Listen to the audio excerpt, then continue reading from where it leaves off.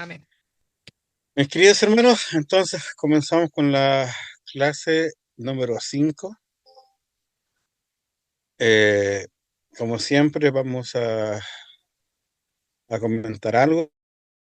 Bueno, veamos el libro Crónica. Aquí hay hartas cosas interesantes en relación sobre todo a lo que es la autoría de Edras, que aquí nos sale un poco cuestionada y se nos da otro autor. Clásicamente, o sea, históricamente, el autor de crónicas fue considerado hasta mediados del siglo XX como Edras, el juez,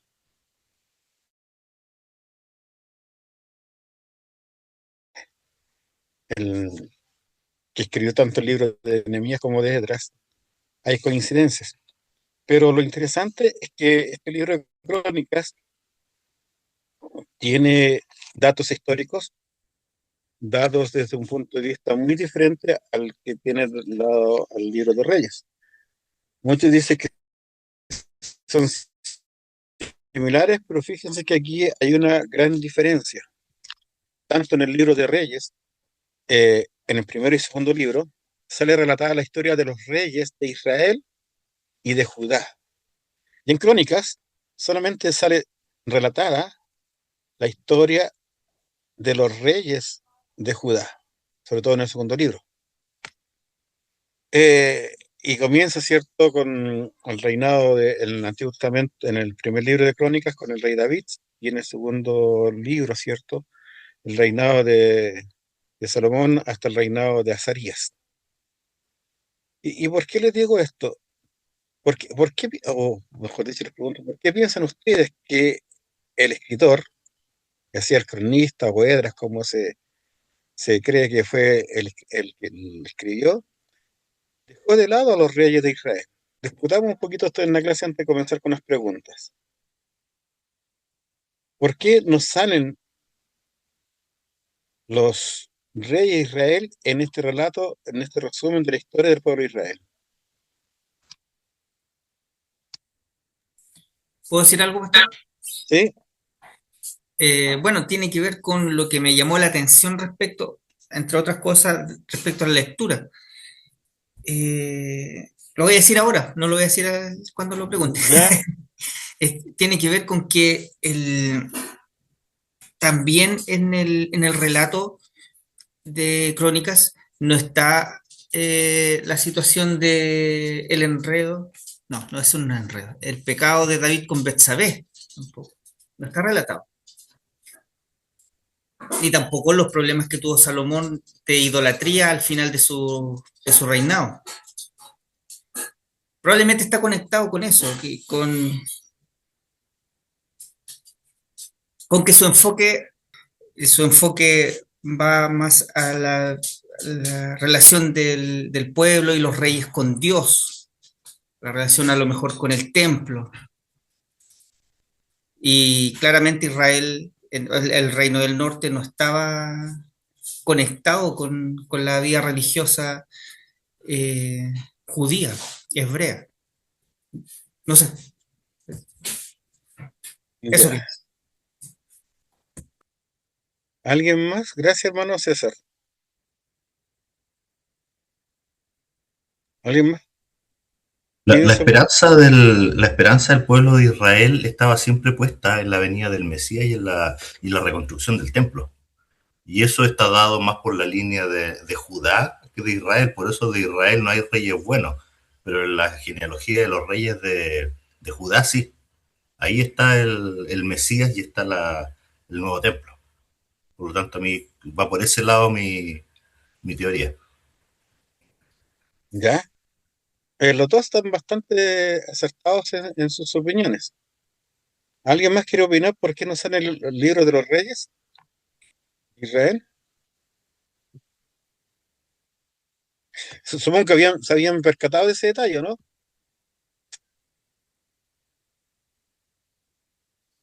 Bueno, si nosotros estudiamos el libro de Crónicas,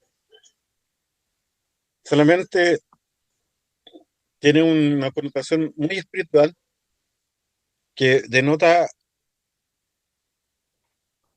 la,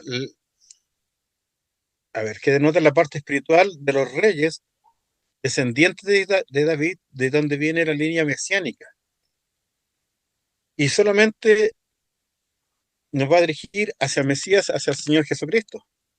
Entonces nosotros tenemos que entender que el libro de Crónicas, cuando enfoca a los reyes, abarca los dos reinos, y lo abarca desde una perspectiva muy profética. ¿A qué me refiero con perspectiva profética? Porque los profetas que salen tanto en el primer libro como en el segundo libro de Reyes siempre van denunciando el pecado o anunciando eventos que van a suceder si el pueblo de Israel se desvía de la palabra del Señor. Y eso vemos como concretado, ¿cierto? Cuando el reino del norte, los tribus del norte, fueron llevadas cautivas por los asirios. Y después tenemos, ¿cierto?, el reino de Judá que permanece y que también es denunciado por parte de Dios, usando los profetas, sobre los pecados que esa nación tenía, y que a ambos se tuvieran llevados al exilio. Entonces, es un libro que va relatando acontecimientos que van a ocurrir dependiendo de la espiritualidad tanto de los reyes como del pueblo en general. Y va abarcando eso, la, la soberanía de Dios, también sobre este pueblo que, a pesar de, como analizamos la semana pasada, que era un pueblo pecador, que era un pueblo desobediente, la fidelidad de Dios estuvo con su pueblo a pesar de los constantes pecados que cometió este pueblo con la idolatría, con cuidar sus labores como reyes, de cuidar la mantención del templo, de cuidar, ¿cierto?, a los levitas y a los sacerdotes. Y cómo estos pueblos prefirieron confiar más en los poderes militares, ejércitos, o buscarse aliados más que a Dios. En cambio, Crónicas es escrito después del exilio.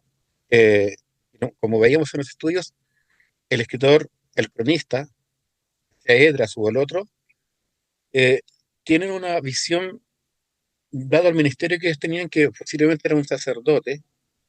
¿Y qué es lo que quería este hombre? Eh, Enfocar la atención y la adoración exclusiva que Dios merece. Si se fijan, hay mucha atención, por ejemplo, en la adoración a Dios en el templo y cómo se construye el templo, los errores que cometieron el rey David cuando traslada el arca del pacto y cómo esa arca fue de bendición en donde quedó, y cómo de ahí se viene toda la adoración al templo. Entonces, ¿por qué? Porque va mostrando hacia el templo para poder entender que esta nación era una nación consagrada al Señor. Entonces, el cronista era inspirar a estas personas, a estos que venían exiliados, a que se volvieran a recordarlos o reconectarlos con la adoración verdadera con su Dios, sacándolos de la cultura pagana en la cual estaban. Recuerdo que esto es una reconstrucción, estamos en el periodo de la reconstrucción tanto de Jerusalén como de templo.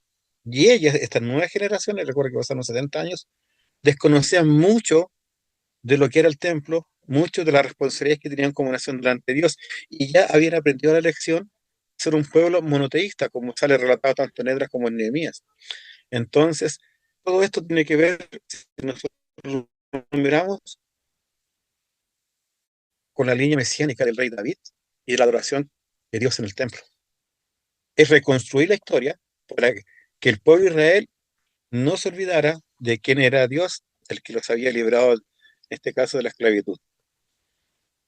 Eso, más o menos, es porque salen eliminados todos los reyes del norte. Aparte, que ningún rey del norte tenía algo digno de destacar porque todos hicieron lo malo. Ninguno hizo lo bueno delante del Señor. Así que no era un buen ejemplo. Y también estaba la otra parte, que los reyes del norte están representando a Samaria, un pueblo que ya no consideran cercanos, porque ahí estaba el rey de Israel y ahora en ese sector habitaban los samaritanos.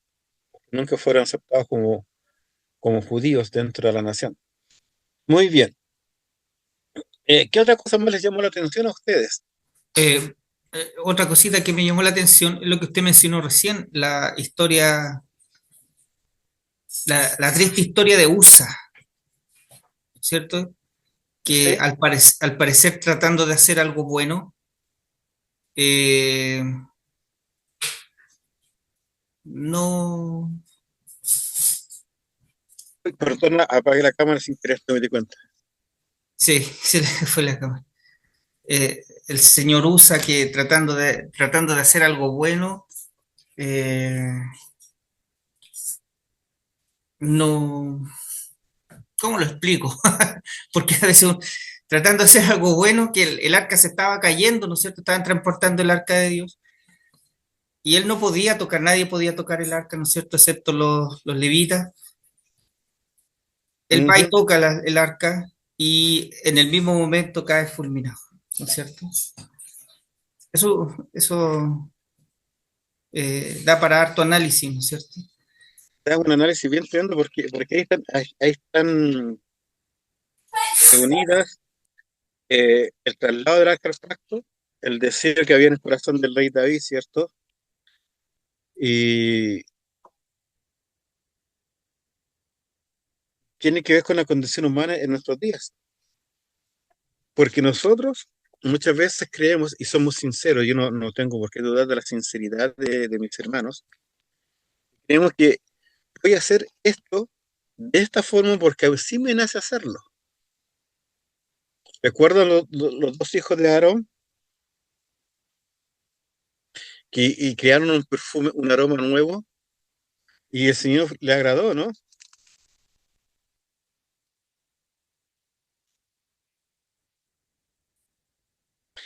Murieron en forma inmediata apenas ofrecieron el perfume. No la, Y no este la, no la agradó porque no era conforme a la voluntad del Señor y lo que estaba escrito en la ley. no era conforme a la voluntad de Dios ni lo que Dios había demandado. O sea, no ofrecerán ningún fuego extraño, y él sí lo decía explícitamente. ¿Qué pasó con el rey David? A pesar de que era un hombre con un corazón conforme al corazón de Dios, un hombre que en su principio de su gobierno quería hacer las cosas de Dios, él dejó por lado algo. ¿Qué cosa? La regla para transportar el arca. El arca la tenían que transportar los levitas con las varas y no con un carro nuevo. Y si ustedes ven el capítulo 13, el primer libro de Crónicas, dice, entonces David tomó consejo, escuchen, tomó consejo con los capitanes de millares y de ciento y con todos los jefes. Y dijo David a todo el Congreso, si os parece bien y de Jehová nuestro Dios, enviaremos, ¿cierto? Y van a llamar a Israel, dice, a los hermanos que han todas las tierras de Israel, y a los sacerdotes y levitas que están con ellos, con sus ejidos, dice, y traigamos el arca a nuestro, ¿cierto? De nuestro Dios, a nosotros, porque desde el tiempo de Saúl no hemos hecho caso de ella. Imagínense, harto tiempo había pasado hasta que, hasta que se le ocurrió. Y lo que llama la atención era el desconocimiento y el descuido de los mandatos de Dios, porque no fue una decisión exclusivamente del rey David, sino que fue un problema de toda la nación, de toda la nación. ¿Se acuerda cuando estudiamos en Samuel y vimos esta misma situación? Cuando Samuel le dijo a Saúl que tenía que matar al rey de Amalek y no lo mató y tomaron los becerros y todo y el botín completo. Exactamente. Entonces, ¿qué es lo que había en el corazón de este pueblo? Simplemente el deseo de querer hacer su voluntad y no la voluntad de Dios. Desconocimiento absoluto de la palabra de Dios. Miren, en el segundo Samuel capítulo 6 dice, y David tornó a juntar todos los escogidos de Israel, 30.000. O sea, delante de 30.000 personas, los principales sacerdotes, el sumo sacerdote, los levitas, los capitanes de ejército, los consejeros, ninguno se percató de lo que Dios demandaba de la palabra de Dios para trasladar al arca del pacto. Por eso les digo, o sea, a veces podemos ser sinceros, en buscar agradar a Dios, en adorar a Dios, como a mí me parece que tendría que ser lo correcto. Y decimos, mucha, es que yo siempre lo he hecho así, po. Y aquí no se trata de que usted sea sincero, aquí no se trata de que usted ofrezca lo mejor de Dios, sino lo hace conforme al corazón de Dios. Lo mismo pasó con Caín y Abel, siempre está esta dualidad. Caín ofreció ¿qué cosa? ¿Recuerda lo que ofreció Caín? El fruto de la tierra. Ofreció fruta y verduras y Abel ofreció un becerro sin mancha ni mácula. O sea, uno escogió lo mejor y otro escogió lo que brilló, no se podría decir, aunque sean bonitos. Y Dios no se agrada de eso. Entonces, en el libro de Crónicas vamos a ver muchas veces esa situación de los desaciertos que ocurrieron. Y cómo esto tenía el hermano, que a veces cuando queremos hacer nuestra voluntad, a pesar de que decimos que estamos sirviendo al Señor, va a tener consecuencias. Y las consecuencias las pasó USA. Porque USA sabía, o sea, no sé si sabría, pero el Señor dice, nadie toca el arca, salvo ni siquiera los levitas, porque para algo hizo los dos aros por donde pasaban la caña y se la llevan al hombro. O sea, ni siquiera el sumo sacerdote la tocaba, sin que simplemente él pasaba y dejaba caer con su dedo las gotas de sangre sobre el propiciatorio. Entonces a veces nosotros queremos ayudar a Dios y olvidamos completamente lo que Dios nos tiene prohibido. Es lo mismo que Eso le es, pasó ahí con el censo militar, pues. Cuando el hizo el censo, censo, cuando hizo sí, el pues, censo y Dios le mandó la plaga. Lo dio a elegir tres jueces, pues, y eligió el juez de Dios y Dios le mandó una plaga. y eso es terrible, porque fíjense que eso que nos sirve a nosotros de lección cuando escogemos nosotros hacer nuestras cosas, van a haber inocentes que van a morir. Pastor Hermana, David, hermana Verónica, buenas noches. buenas Respecto noches. de este episodio, yo tengo dudas porque una no entiendo muy bien el tema del pecado en el censo y lo otro es si ah, el ángel de Jehová es la persona de Cristo, el que aparece allí en ese. Mire, una de las cosas para poder entender si es o no es el ángel de Jehová es cuando al ángel de Jehová se le adora y permite que se le incline y se le adore, es el ángel de Jehová, es Dios. ¿Me entiende? Cuando el ángel de Jehová está presente, es una teofanía o una cristofanía, permite que se le adore o que se le entreguen ofrendas. Pero cuando es un ángel común del Señor, al ser Señor, ese ángel dice, no, yo no, a mí no. Porque él sabe que la adoración es única y exclusivamente a Dios. Y si el ángel de Jehová, ese ángel, se deja adorar, es Dios mismo. Y ahí nosotros podemos definir si es el ángel de Jehová, ese es Jesucristo, o si un ángel si- que no es el Señor Jesucristo. Dígame, ¿qué más? Hermana Verónica, usted decía, Sí, el censo, ya, eh, el pecado en el censo. a ver, ¿por qué? Por el conflicto de que sale entre 2 Samuel 24 y lo que sale acá en 1 Crónica 21. La hermana Yesenia está conectada hoy día, ¿no?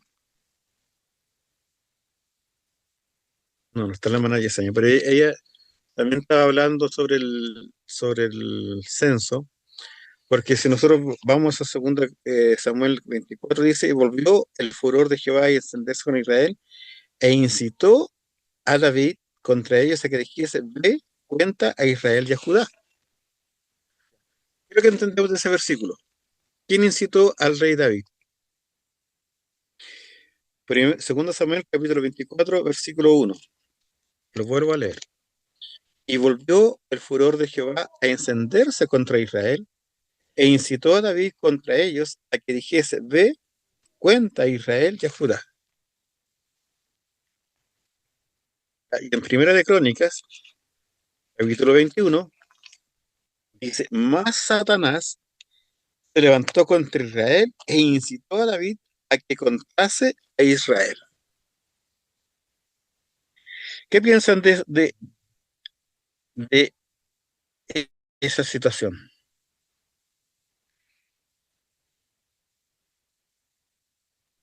Yo pienso que no quiero que suene como una herejía.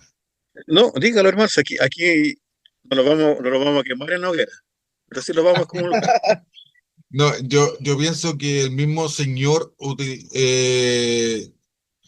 lo mismo que pasó con Job, el Señor le dio permiso a Satanás para que incitara a David a hacer el censo. ¿Ya? Eso es lo que yo pienso. No sé si estará bien o estará mal. No sé.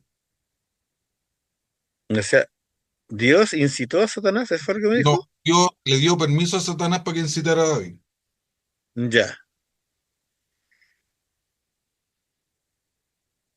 No sé si estará bien.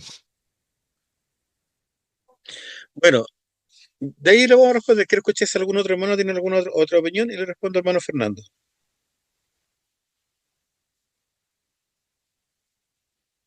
¿Qué piensan de esta discrepancia? Si está mal, me están preparando la hoguera, pastor, aquí en la casa. O sea, yo creo que en estricto rigor el hermano Fernando obviamente tiene razón porque nada escapa de la soberanía de Dios, Claro, ¿no? Pero evidentemente aquí hay algo que se ve en un distinto nivel, es un nivel divino. No tendría cómo saber David que eso sí sería malo. Estoy apelando yo para el otro lado en realidad. ya. Gracias, hermana Verónica. ¿Alguien más quiere opinar? Satanás mueve a David, eso sí me parece concluyente. Sí. Y fíjense que a nosotros nos suena raro, pero si ustedes se recuerdan, la noche que Jesucristo fue entregado, en la última cena, busquen Lucas 22, 31 y 32. Dijo también el Señor: Simón, Simón, he aquí Satanás os ha pedido para zarandaros como trigo, mas yo he rogado por ti que tu fe no falte, y tú, una vez vuelto, confirma a tus hermanos. Entonces, ¿actuó solo Satanás? Porque a él se le ocurrió. Ahí no entendí muy bien la pregunta. Sí, ahí es Satanás el que quiere zarandearlo, pero se Claro, lo pide, igual como sucede lo con pide. Job. Entonces, ¿será que Satanás tiene poder para actuar solo, sin la autorización de Dios? En el caso de tocar a sus hijos. No, de ninguna forma. No, pastor, así como pasó con Job, Dios le dio permiso a Satanás para que lo zarandeara. Fíjense que hay otro relato en Primera Corintios, capítulo 5, en el caso de la relación incestuosa. Y Pablo dice en 1 Corintios 5, dice: el tal se ha entregado a Satanás para muerte de carne, porque el espíritu sea salvo en el día del Señor Jesucristo. Entonces nosotros estamos hablando que Satanás nunca va a poder actuar de forma independiente. Porque si nosotros nos vamos al libro de Job, Dios dice: reunió a todos los ángeles y Satanás tuvo que ir. No se pudo decir: no, no quiero ir. A veces cuando estamos en esa situación, nosotros tenemos que entender que Dios va a usar, o va a permitir, no usar, porque eso sí es una herejía. Dios va a permitir que Satanás actúe de diversas maneras en la vida de los cristianos. No que tome posesión, Satanás influye, Mm. pero no nos gobierna. porque los hijos de Dios estamos gobernados ¿por quién? Por el Espíritu Santo, estamos sellados. Pero sí puede influir a que tomemos malas decisiones o que hagamos cosas que sean completamente contrarias a lo que Dios quiere. En el caso del rey David, Satanás, Dios permitió que Satanás influyera en el rey David para tomar un censo. ¿Cuál era el problema? El problema no era el censo. El problema es que el rey David, al hacer el censo, dejó de confiar en el poder de Dios y dejó de confiar en que era Dios el que peleaba las batallas por él. Y él empezó a mostrar su confianza en el ejército que él tenía y en la capacidad que él tenía de derrotar a todos sus adversarios. Entonces, Dios puede usar a Satanás de diversas maneras, pero con un propósito. Ese propósito es para que nosotros seamos disciplinados y el Señor nos pueda purificar como el oro es purificado cuando pasa por fuego. Sobre todo a aquellos creyentes que son desobedientes y que quieren hacer su voluntad y no la voluntad de Dios. El rey David quiso hacer su voluntad, no la voluntad de Dios. ¿Se dan cuenta? No es que haya una discrepancia, sino que está el enfoque que les da. Porque Dios no te puede incitar a ti a que cometas un pecado contra Él, que es lo que nos deja entrever un poco el libro de Samuel. O sea, ¿es Dios hizo que David pecara contra él mismo? ¿Podría ser eso lógico?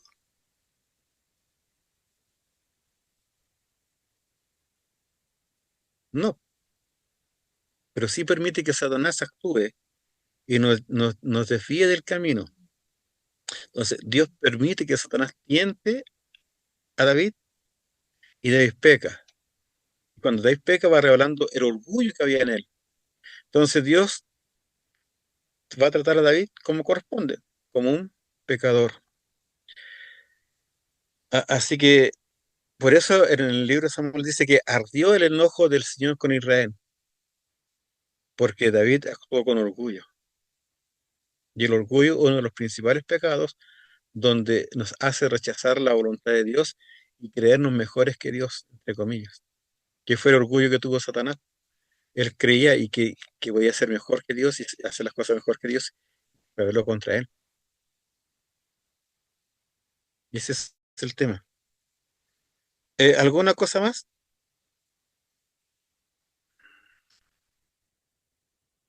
¿Alguna duda?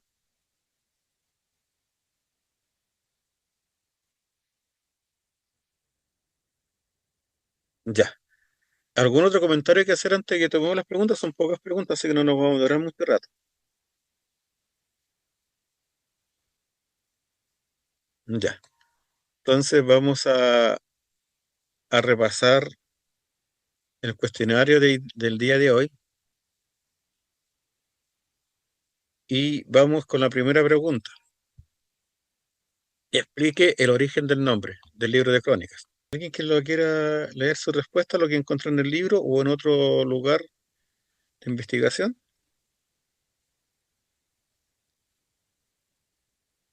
Yo lo doy, Víctor. Bueno, César. El texto hebreo masotérico, el nombre es Dibre Hayamin, que significa palabras o hechos de los días, refiriéndose a la historia. La versión Septuaginta lo llamó paralipómenos, que significa asunto previamente sometidos, sugiriendo erróneamente que solo servía para suplementar a Samuel y Reyes. El nombre Crónicas fue propuesto por Jerónimo, quien usó el vocablo griego cronicón, término que luego masificó Martín Lutero. Gracias. Entonces el libro de Crónicas simplemente tiene uso relación a qué cosa? A a los asuntos previamente omitados, como decía, más que nada es un relato, ¿cierto?, de lo sucedió con el pueblo de Israel. Vamos a la número 2. Perdón, Describa la fecha. Dígame, hermano pastor, Nico. un comentario. Concuerdo todo lo que dice el hermano César, pero el documento dice que fue Martín Lutero. reformador protestante, dice literalmente, el que popularizaría el término de Jerónimo, y así quedó Sí, traducido, etcétera, etcétera. Pero yo entiendo que Crónica ya estaba arraigado en la tradición cristiana, antes de la sí. Reforma. Entonces no sé si es tan adecuado que digan que fue Lutero el que lo masificó. Es que a Jerónimo, cuando lo traduce, Jerónimo dice, le tiene, a ver, ¿cómo era? Espérate. El Chronicorum, y El tenía, pero cronicón tenía, de Jerónimo, ¿sí? De la Vulgata. sí, pero tenía un, sí, pero tenía un apéndice, tenía una frase más que la acompañaba. Eh, ay, ¿cuál era la frase que era la que le continuaba? Ya, la cosa es que esa frase era la que tenía, y después Lutero simplemente lo elimina y queda solamente en crónicas. Ah, ya entendí. Queda en crónicas. Hoy no me acuerdo cuál es la frase, si la tenía anotada por ahí. Ya me voy a acordar. Ese es el tema, No, pero pero el que modifica es Lutero. ya.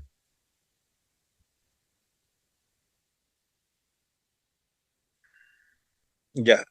¿Alguien más? ¿Algo respecto a la pregunta?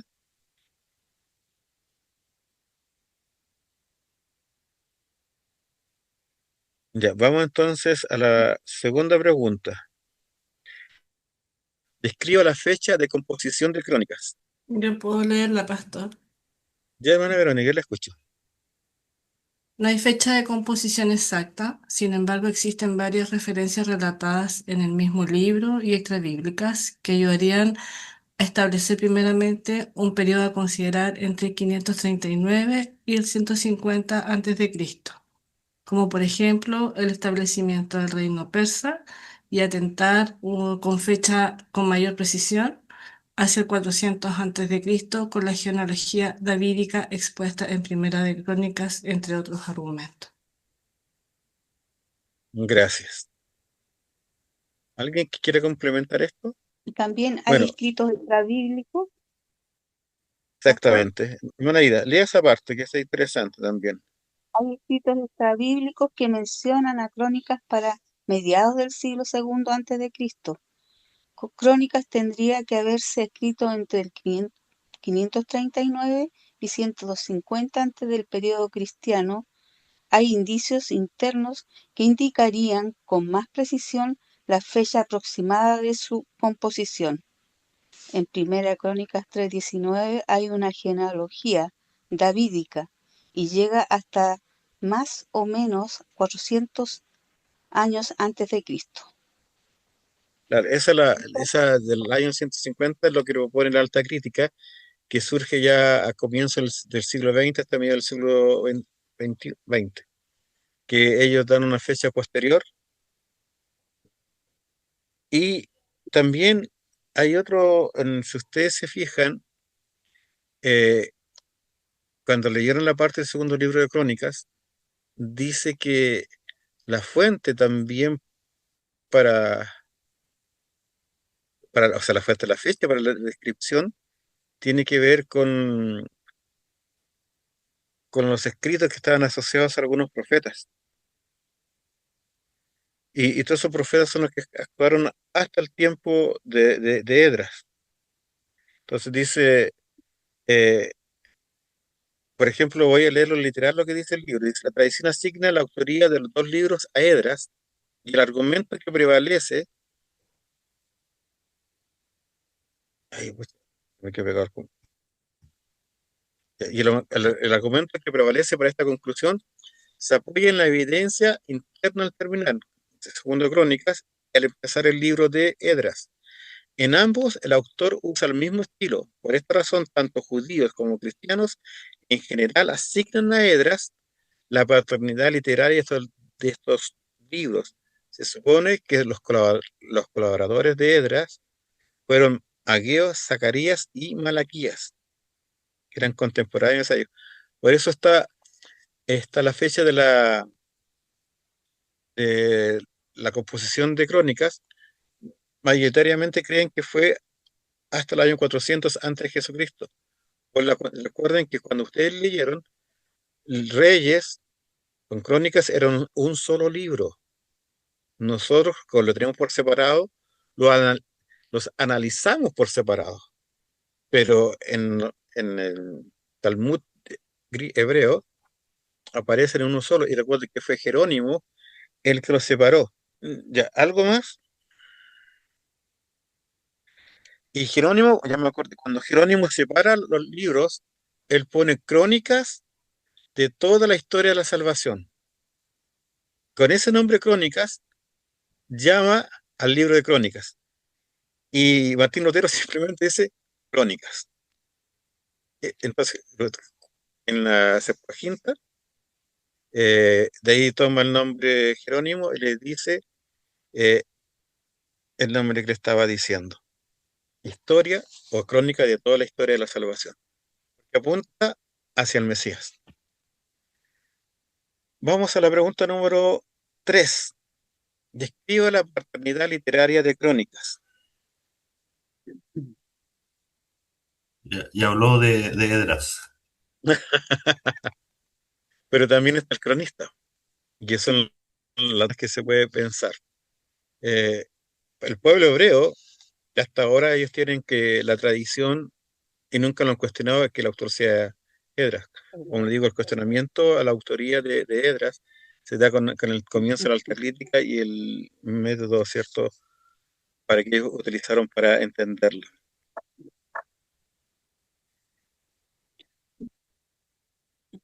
Respecto a la ¿Algo más? paternidad literaria Ujú. de Crónicas, el libro no lo indica. No, La tradición judeocristiana ha atribuido este libro a Edras, como estábamos diciendo, pero no se puede aceptar dicha tradición sin discusión. Durante la tercera década del siglo XX, esta tradición fue respaldada por un erudito de considerable peso, William Albright. Pese a ujú. sus argumentos, la mayoría de la erudición de fines del siglo XX opta por no procurar una identificación exacta del autor, prefiriendo así simplemente hablar del cronista. Se arguye en contra de la paternidad literaria de Edras en base a las siguientes razones. Y ahí tenemos 4 razones o más, parece. Ciertas doctrinas tales como la retribución divina, la importancia del pacto con David y su dinastía reciben interpretaciones muy divergentes en Edras. También se entiende de manera diferente la naturaleza de Israel en ambos escritos. El cronista reconoce la legitimidad de, descendientes del reino del norte como miembros de Israel. Edras, Nehemías, rehúsa dar lugar a los extranjeros procedentes de Samaria en el pueblo de Dios. Y Leo está ahí porque Este, hom- estaba leyendo. gracias. Este hombre, gracias hermana Aida. Este hombre que sale mencionado, William Albright, es muy importante dentro de la historia que nosotros tenemos, porque gracias a él se crea la rama que nosotros conocemos como arqueología bíblica. Él, él, él fue un tenaz opositor a la alta crítica, sobre todo a la alta crítica que viene del siglo XIX y medio del siglo XX, sobre todo con los escritos de Verhausen. Entonces, este hombre se dedicó toda su vida a demostrar que las historias que salen en la Biblia contenían hechos históricos y estaban eh, siendo apoyados por muchos descubrimientos arqueológicos. Entonces, cuando él habla de la respuesta que nos está diciendo nuestra hermana Aida, él simplemente está diciendo eso, de, del peso que tiene en la tradición y en muchos descubrimientos la autoría de Edras. No así lo que dice la verdad crítica, que es posterior al año 150.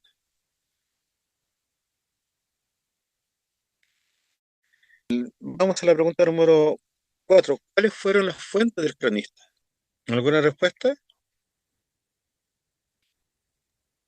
Aquí me dice que fueron las genealogías los 5 libros de Moisés o el Pentateuco, la historia Sí. de Salomón, David y sus sucesores, Ujú. mm, el exilio babilónico Ya. y algunos oráculos de unos cuantos de los grandes profetas clásicos y algunos de los salmos. Sí. O sea, se dio un trabajo sumamente tremendo de rescatar dentro de los manuscritos, ¿cierto?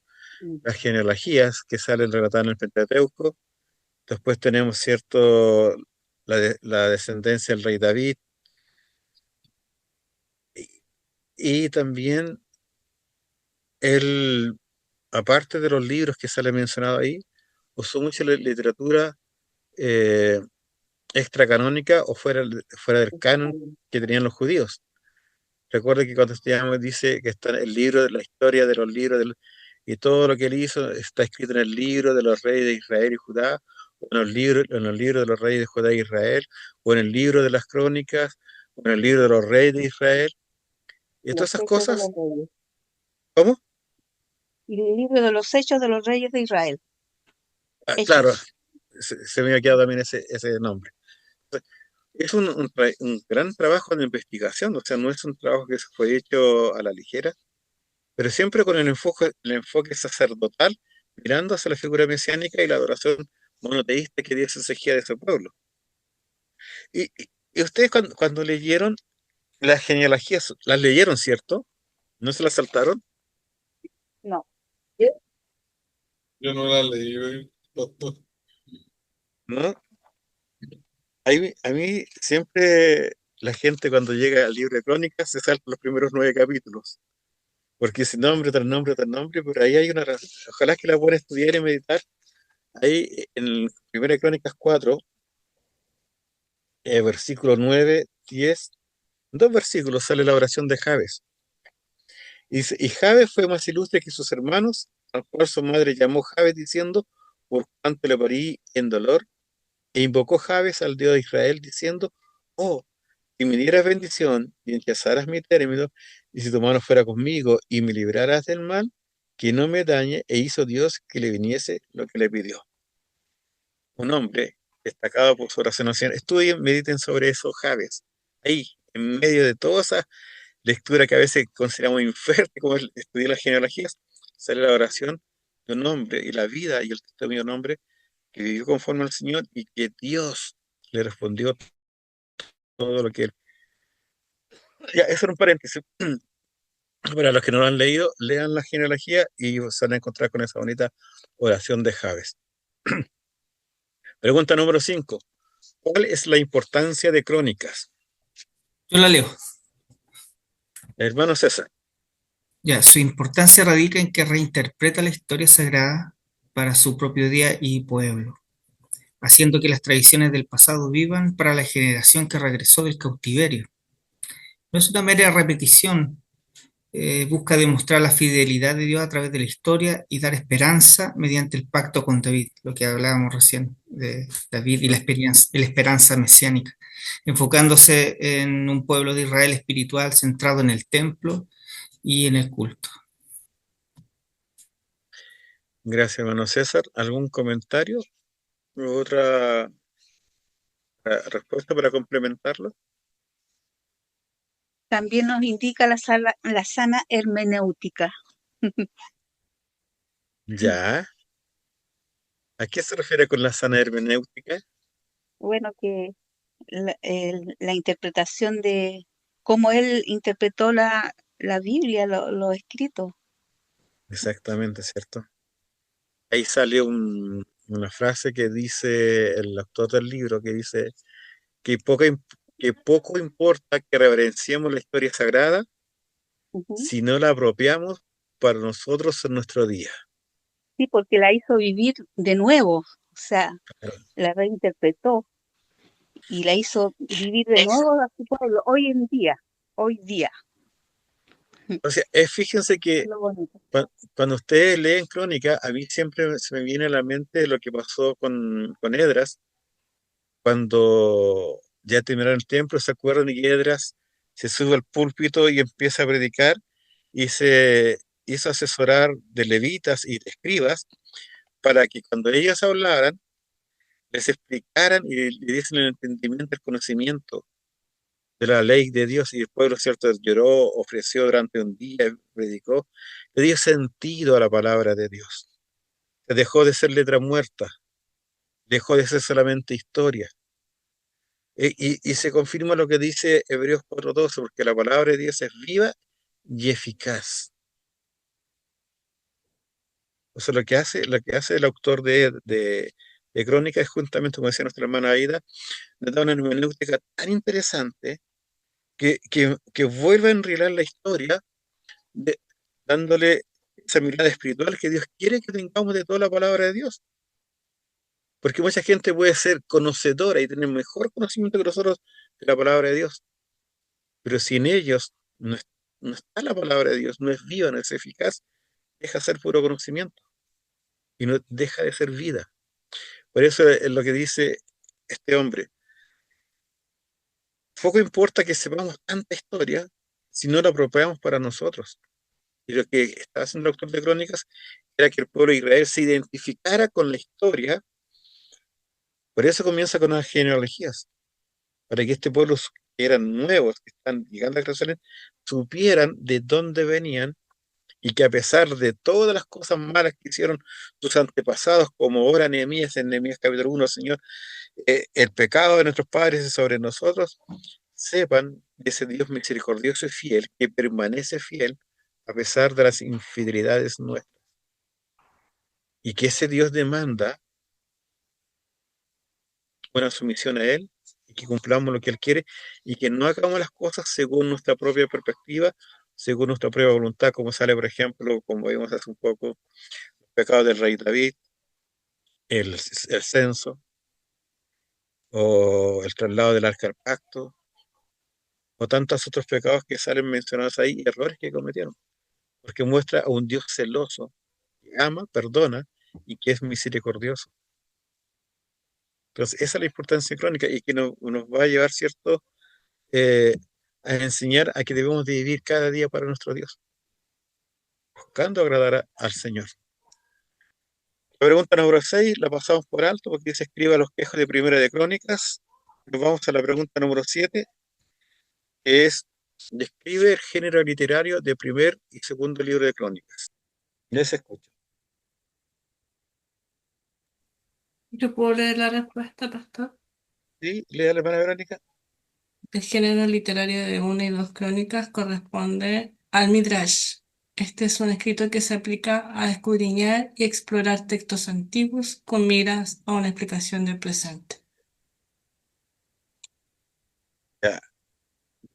¿Y qué es la Midrash? Es un método judío Ya. de interpretación y exposición de las escrituras y busca ampliar, explicar o ampliar el significado de un texto bíblico. La mayor parte de la literatura midrashica surgió siglos después del Antiguo Testamento. En el fondo, la Midrash es la forma en como el pueblo judío hace exégesis de la palabra de Dios. Es cuando no sé, ustedes están estudiando homilética, hermenéutica, y viene a hacer un mensaje exégito, de exégesis, ¿cierto? ¿Qué es lo que es la exégesis? Es investigar exhaustivamente todo lo que conlleva ese relato o ese párrafo bíblico, la forma en cómo usted va a interpretar la palabra de Dios. En este caso, para los judíos, la Tanaj, que es nuestro Antiguo Testamento. Entonces, en esa exégesis que hacen ellos de la Midrash, van a sacar los valores morales, éticos, las enseñanzas del Señor, porque, porque, porque recordemos que como es historia, ¿ya? Lo que está mostrando el libro de Crónicas también tiene que tener un contenido espiritual.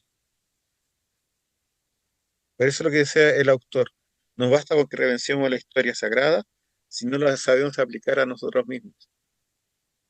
O sea, lo que está enseñando acá el autor, no se trata de buscar un mensaje oculto o de un mensaje exclusivo para alguien, no, sino que se trata de entender cuál es el mensaje que Dios está transmitiendo a su pueblo en la parte espiritual. ¿Y de qué forma nosotros podemos verlo? A través de los ejemplos de aquellos que fueron fieles al Señor, a través de las caídas, y ver a Dios, un Dios misericordioso, fiel, eterno, soberano, donde todos los atributos de Dios se van manifestando en muchas narrativas. Y también a veces cuando nosotros no logramos entender un pasaje, la mirada con ese análisis exegético nos permite adaptar o- el mensaje a nuestros tiempos actuales. A eso se refiere la Midrash. Es la exégesis que hacen los judíos de la Tanaj, del Antiguo Testamento, buscando siempre en todos esos relatos la parte espiritual, la parte moral, la parte del mensaje que puede ser aplicado al pueblo en los días en que fue escrito. En este caso, nosotros, cierto, lo aplicamos a la vivencia en la cual estamos viviendo nosotros. Porque, no, por ejemplo, cuando hacemos un análisis exegético, por ejemplo, del libro de Levítico, nos vamos a aplicar literalmente todas las leyes rituales que había. Pero sí vamos a sacar muchos principios espirituales que nos llevan a vivir conforme al Señor. ¿Alguien más que quiere comentar algo sobre el género literario? En estricto es histórico y es narrativo. Y efectivamente aborda todas estas necesidades que tenía la comunidad que había regresado desde el exilio, entonces se transforma en algo teológico de aplicación práctica para el pueblo. Por ese lado tengo la respuesta. Claro, es como cuando Pedro está orando, ¿cierto? Le dice Mm. que le dieran el sentido a las palabras de Dios. Eso es. Ujú.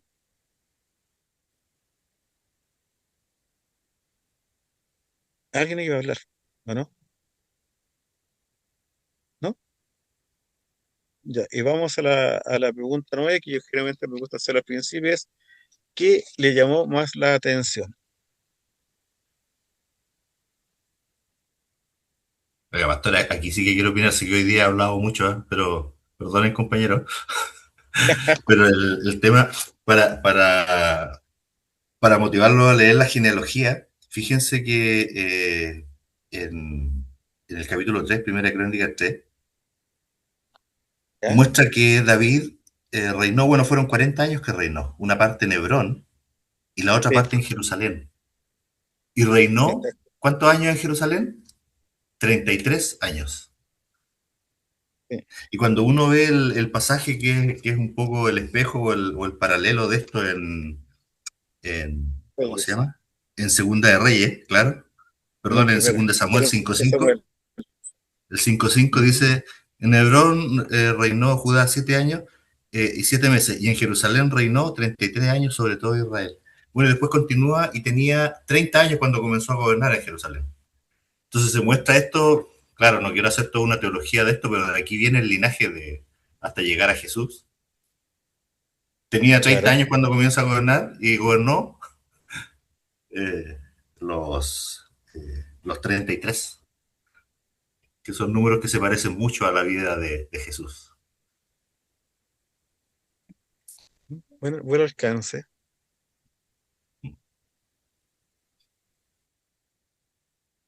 Es uno de los pocos reyes que muere viejo, el rey David, que muere anciano. Y el único que pudo determinar quién iba a seguir en su reino. Hay cosas muy lindas en la vida del rey David. Y que aquí salen en el libro de Crónicas con mayor detalle que en el libro de los reyes. Hermanos, ¿algo más que comentar? ¿Algo más que le haya llamado la atención? ¿O que tengan dudas? Ya, parece que estamos ok. Estamos terminando la clase del día de hoy.